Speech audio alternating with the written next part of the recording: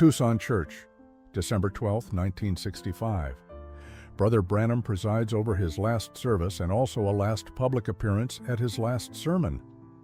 During this farewell preaching titled Communion, Brother Branham drops some strange words. Aren't you happy that Christ has the keys to open the door called death? He will guide my passage on the river. One day I must arrive at this gate, and I will be wrapped in the dresses of righteousness. He will call me from the dead. He promised it, and I believe it.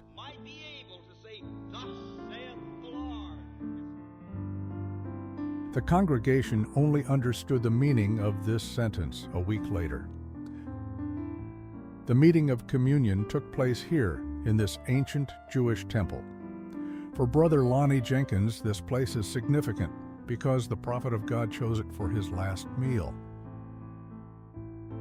Only a few days before his departure from this dimension, Brother Branham preached his final service, Communion, December 12, 1965, at the Tucson Tabernacle, while yet in its first location.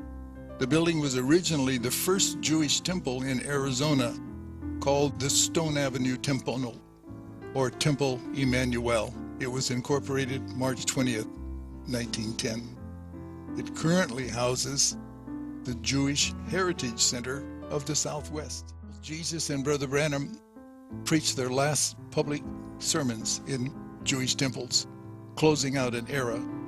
In the time of Jesus, the gospel light was to transfer to the Gentiles. Brother Branham's ministry was to restore the heart of these Gentile children back to the original apostolic Pentecostal fathers. Soon, the gospel light will shift from the Gentiles and return to the Jews. It was probably 3 years since Brother Branham left his Jeffersonville home to settle there in Tucson under the Lord's recommendation.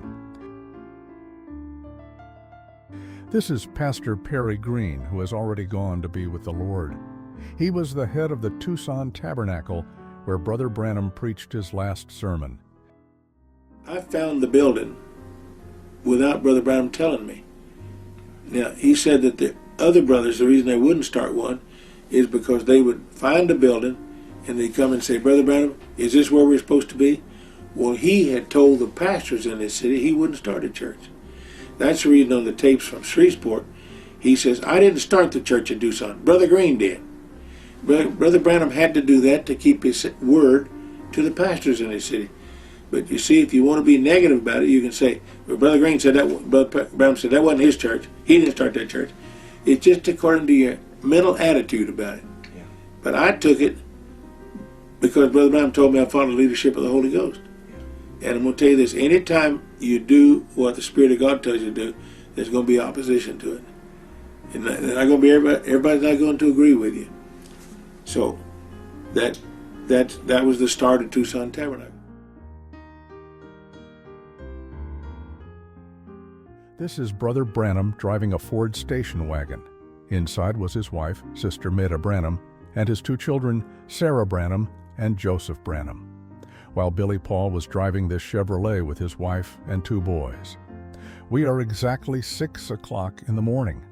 It's the start of the journey from Tucson to Jeffersonville.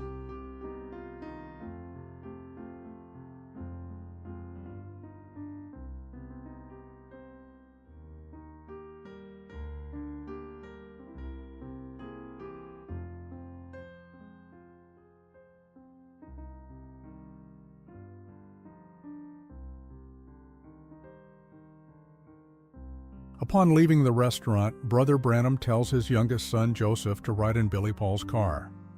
William Branham and his family leave Clovis and resume their journey.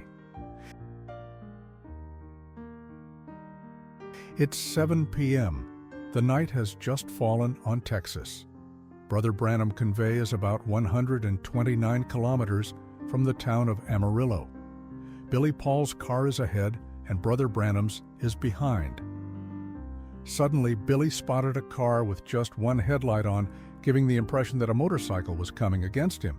He beardly dodges and suddenly hears a big crash.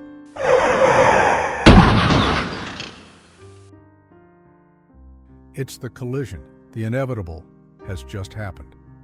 An older model 1961 Chevrolet driven by a drunk boy of about 17 years old, has just hit the car of the prophet William Branham. The accident is serious. Brother Branham finds himself between life and death, his head passing through the windshield, his left arm and elbow stuck in the door, and his leg wrapped around the axis of the steering wheel. Sister Mita, on the other side, found herself under the dashboard, on the right side of the car, almost dead. And ran it back through the windshield and said, "Put her hand in mine." And he prayed something like this: "Lord, help us in our hour of need.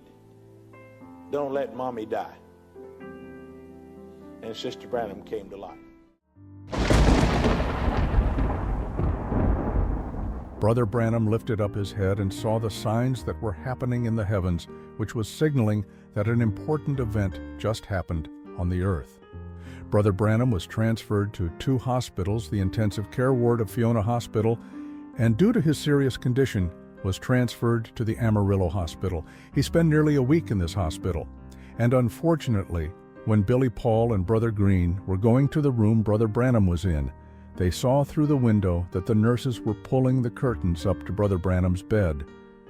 William Branham, born 1909, died December 24, 1965.